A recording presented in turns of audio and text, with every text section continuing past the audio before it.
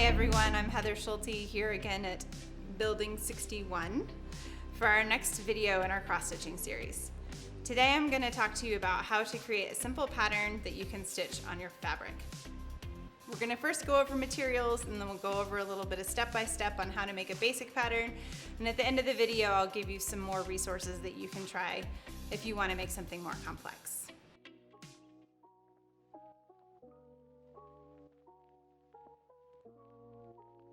First, we'll go over what materials you need. Some of these are included in your kit and others are optional additions if you'd wanted to make a more complicated pattern. In your kit, the basics are all you really need. Some graph paper and a pencil. At home, if you have a ruler, that can be helpful. I like having some whiteout on hand because inevitably I'll make a mistake after I've already gotten something on my paper that I can't erase, but that's really up to you. I recommend having some colored pencils or markers or something to be able to color in your pattern to get an idea of what kind of colors you're going to want to use. If you want to get really technical, you can get different types of gridded paper. This is 5 by 5, which means there's 5 squares per inch.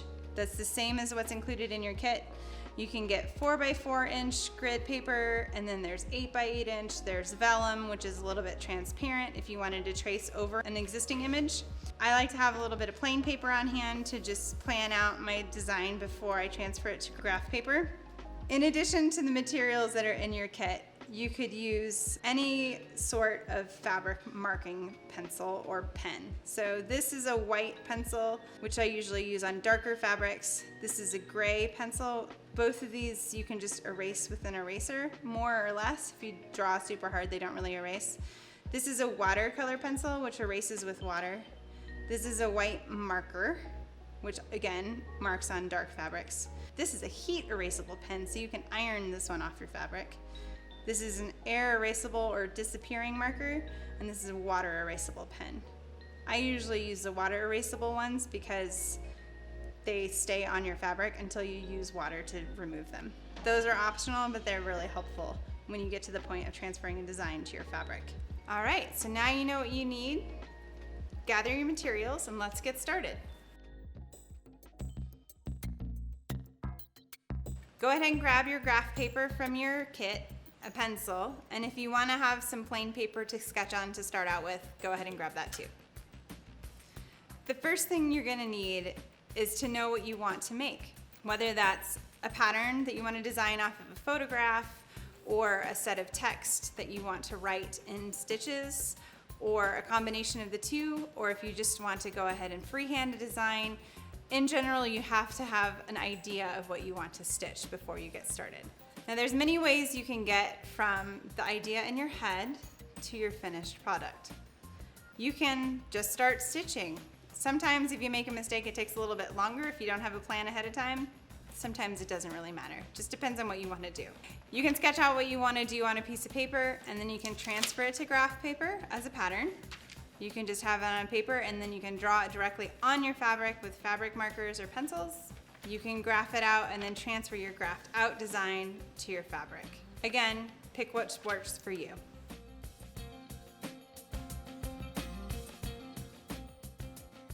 The grid paper that comes in your kit has 5 squares per inch.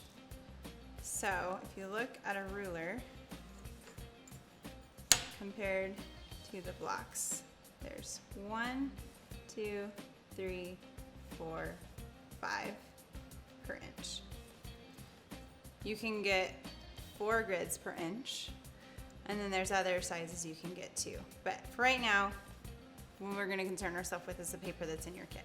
If you have something else, you're welcome to use it. Just understand that the comparison and the number of stitches you're going to create on your graph paper is going to correlate differently with your fabric than what's in your kit. So on the paper in your kit, if you wanted to draw out a whole inch of what is an inch respectively on your fabric, which this fabric is 14 stitches per inch. So 1, 2, 3, 4, 5, 6, 7, 8, 9, 10, 11, 12, 13, 14-ish. Looks like it's a little off, but that's okay. About 14 stitches per inch. This is how big that is on your graph paper. So your graph paper is not going to correlate directly in size to what it's gonna come out like on your canvas.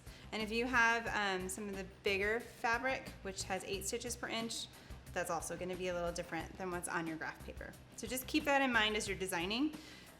You might want to take your pieces of paper and tape them together and mark out, this is 1 inch, this is 14 blocks over would be 2 inches, and then on, because your fabric that comes in your kit is about 6 inches square, and you're not going to want to go all the way to the edge, but if you wanted to mark that out on a few pieces of paper taped together to know how big your design can be, that's something you can do.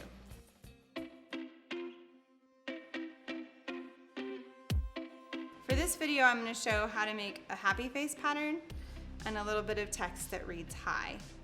Happy face is a pretty simple thing to draw. If you have a more complex drawing or idea in mind, you might want to go ahead and draw it first before you start on the grid paper, just so you have a general idea in mind of what you want to make a pattern from.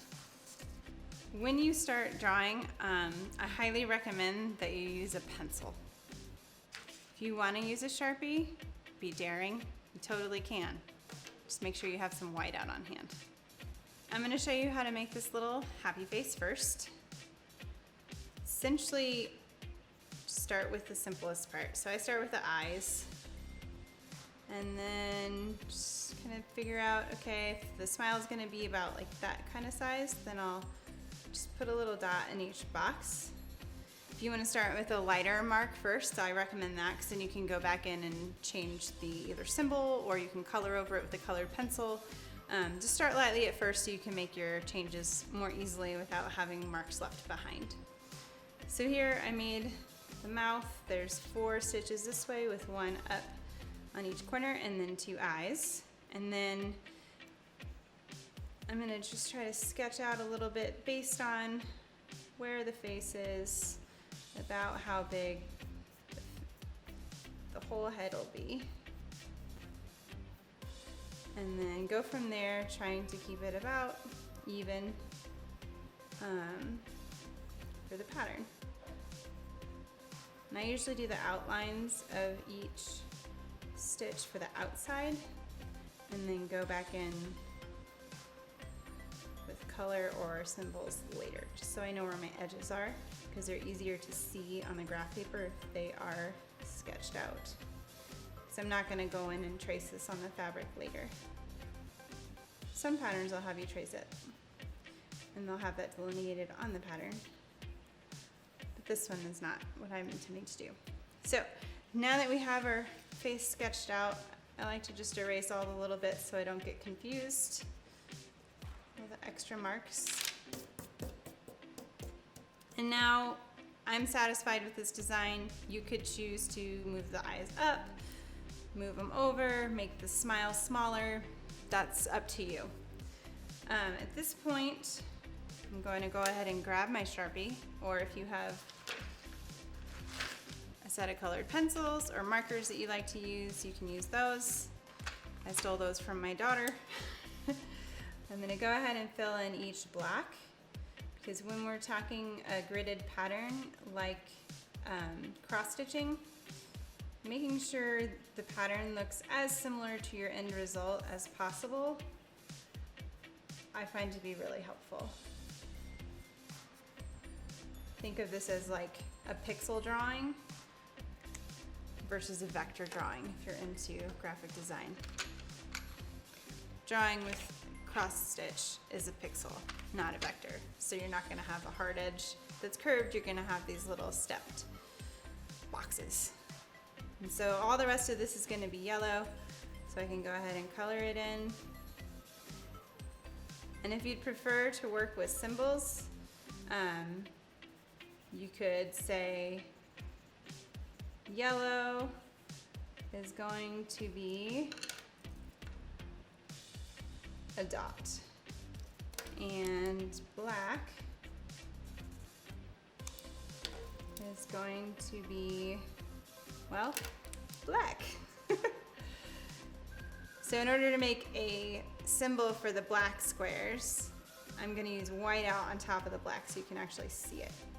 So for this to be a symbol design, I would go ahead and put a dot of white on every single one of these little squares. And for all the yellow ones, I'll put a dot in each of those.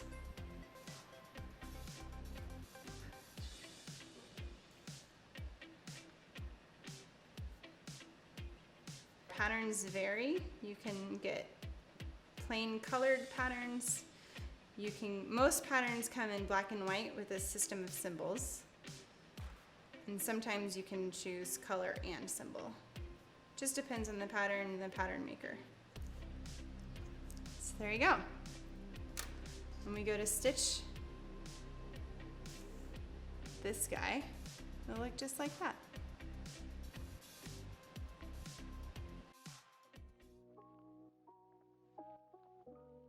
This happy face I thought of making within an inch. Like I said, this paper is 5 blocks per inch, whereas the fabric is 14 stitches per inch. So we want to count out 14. 1, 2, 3, there's 14. And that looks like it's about 3 and almost a quarter based on this.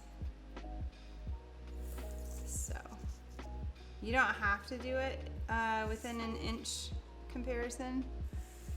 If you don't want to, you can just draw it straight on the paper without the border.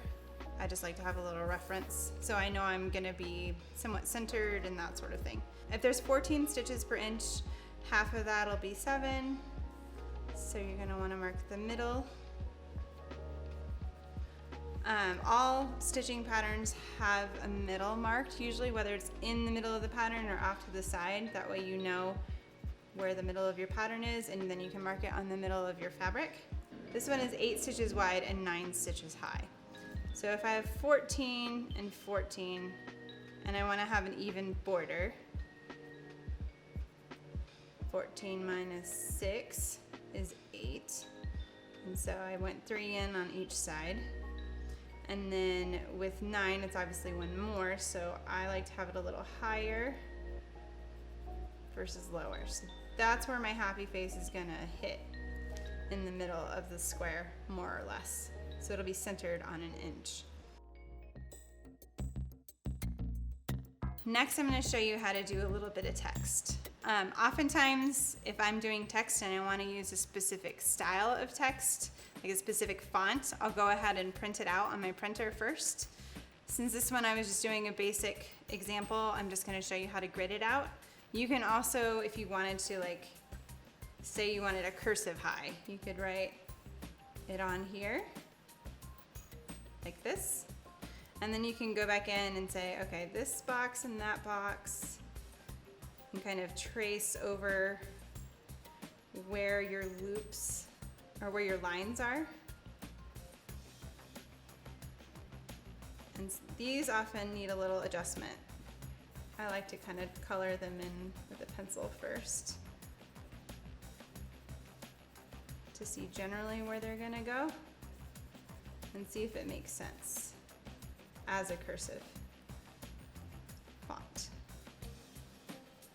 So you can see that kind of looks like a cursive high, but you could probably adjust it a bit. Like if this is going to be a little more angled, you could erase and then make it over here, maybe with a little doodad like that.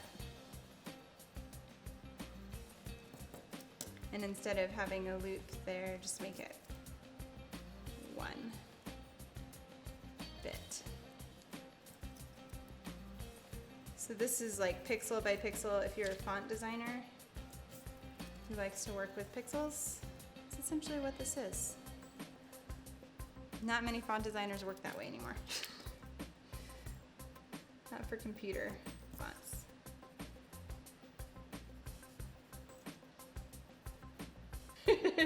It's really hard to do more complex fonts on larger stitch counts.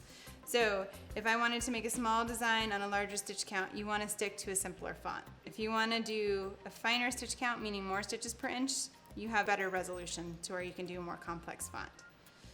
Or if I was making this bigger, where I would have high maybe as big as this whole piece, I could then use more blocks to build that out and make it a more complex design. For now, we're gonna stay simple. If you look at any font generators online for cross stitch or other gridded patterning, they will tell you how many stitches high the font is, kind of like your font size in your typical word processing program. This font, it's really simple, is just 7 stitches high. So the middle of the H is at the 4th stitch, and there's 3 above and 3 below. I tried to make what I would like call it more of a balanced font, more of a square or rectangular font. On the grid paper, this would just be 2, 3, 4, 5, 6, 7, and I put it 2 stitches in between. So it's 4 stitches wide for the capital, and then the I, and then the period. Once you figure out how you kind of generally want it to look, then you can come back in and color it in.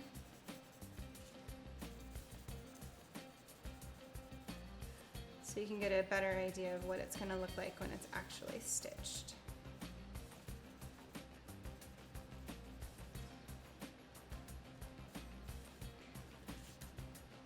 So there you have it. Smiley face and hi. And again, if you wanted to make a little key for your design, that's the color of the graphite in my pencil. And if I had a specific thread number, I could write it here. Same with the yellow and the black.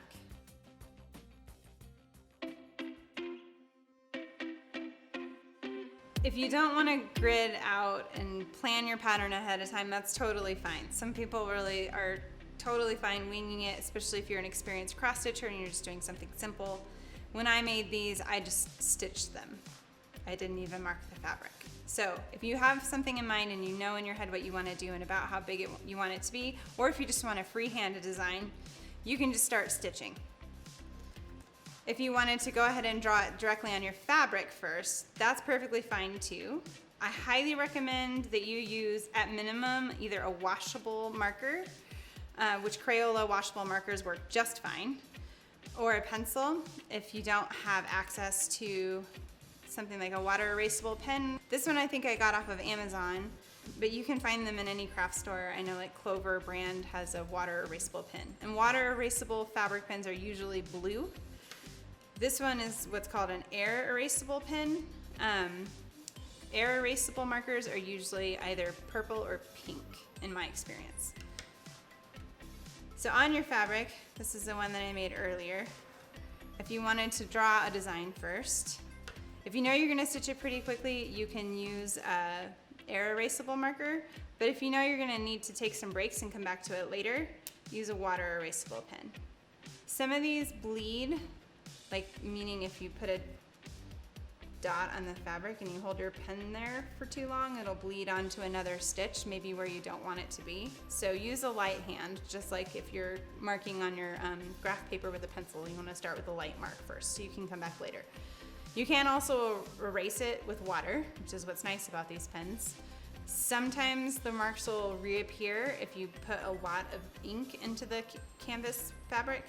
And sometimes if the fabric is still wet, if you try to mark over it, it's just gonna instantly disappear. So make sure you have dry fabric before you start adjusting a pattern. I'm gonna go ahead and mark out this high on the fabric as an example. So this is also if you have a gridded pattern that you wanted to transfer to your fabric and you wanted to do at least part of the design or all of it, you can use one of these markers also, or mark with light pencil. So this was 7 stitches high. I like to make little dots on the stitches. And it was 2 stitches over.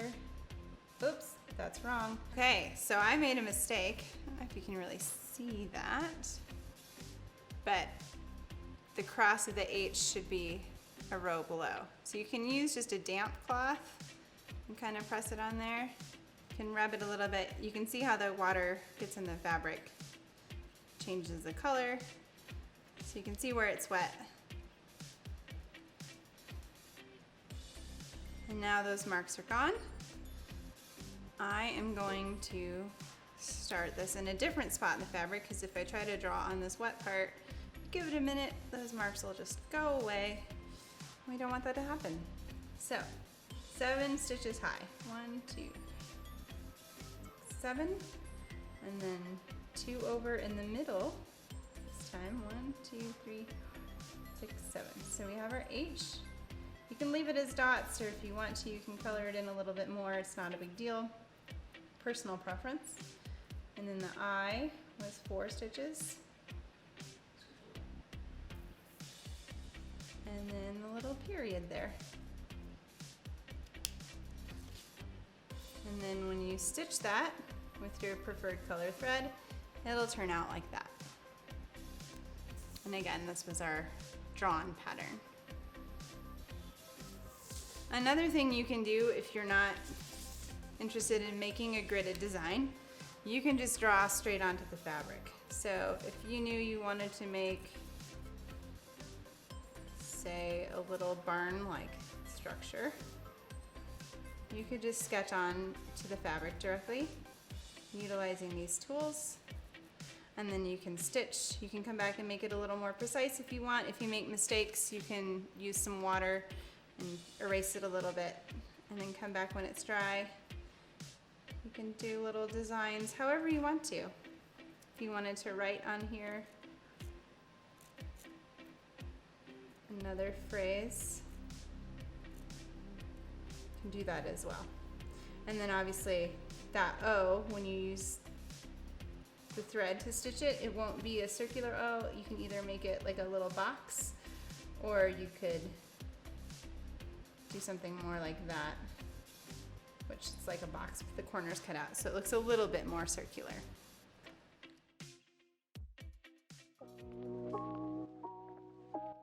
I created this pattern design based on street artist Coco Bear's work that you can see around Denver and Colorado and Boulder. With her permission, I asked if I could make a cross-stitch pattern version of it. This is available for free on my website. You can download these patterns. You could use it if you wanted to for your kit. You'll need to buy a little bit more thread than what's included in your kit, or you could make it for yourself with other fabric that you might purchase. This pattern, and most patterns when you buy them at a stitching shop, will come with a black and white version that might look something like this. Essentially, it's a code.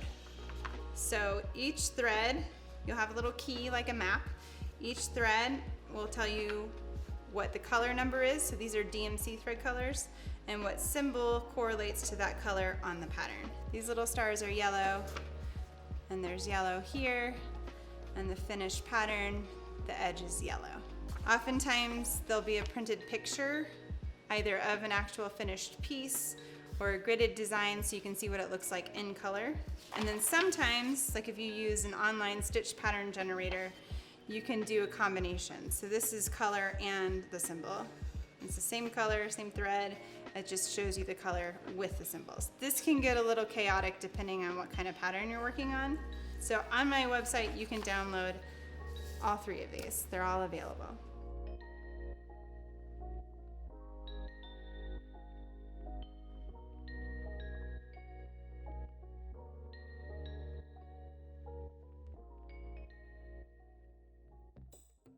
In addition to drawing an analog pattern on a piece of paper, you can also use digital tools to create a pattern. There are plenty of websites out there that are automatic pattern generators, whether that means it's a grid that you can draw in with your mouse to fill in different colors, or if you upload a photograph and it translates the photograph into a pattern for you. Thanks so much for watching the video. I hope you find it helpful as you learn how to create your own patterns for stitching and other types of grid work. Thanks to Building 61 for their technical support and all of their expertise in filming this video. And thank you to the Boulder Library Foundation for supporting this project.